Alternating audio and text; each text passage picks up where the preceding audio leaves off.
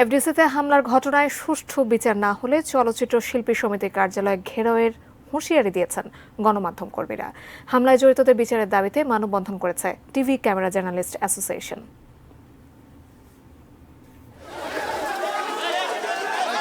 চলচ্চিত্র শিল্পী সমিতির নবনির্বাচিত কমিটির শপথ গ্রহণ অনুষ্ঠান ছিল মঙ্গলবার। শপথ গ্রহণ শেষে হুট করে সাংবাদিকদের উপর আক্রমণের ঘটনা ঘটে। এতে প্রায় ২০ জন সাংবাদিক আহত হন। এ ঘটনার প্রতিবাদে সুষ্ঠু তদন্ত সাপেক্ষে বিচারের দাবিতে এফডিসি রেলগেটের সামনে মানববন্ধন করেন বিনোদন সাংবাদিক সহ বিভিন্ন বিটে কর্মরত সাংবাদিকরা।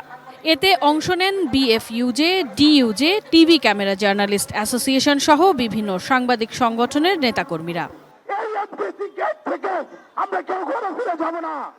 মানববন্ধনে অবিলম্বে এ ঘটনায় জড়িত অভিনেতা জয় চৌধুরী, শিবা শানু ও আলেকজান্ডার বোকে সমিতি থেকে সদস্যপদ বাতিল সহ দৃষ্টান্তমূলক শাস্তির দাবি জানান তারা।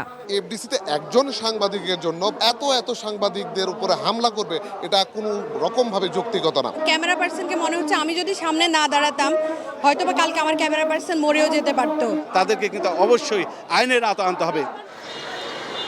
অন্যদিকে বেঁধে দেয়া ২৪ ঘন্টার মধ্যে সুষ্ঠু সমাধান না হলে চলচ্চিত্র শিল্পী সমিতির অফিস ঘেরাওয়ের হুঁশিয়ারি দেন বিনোদন বিটের গণমাধ্যম কর্মীরা।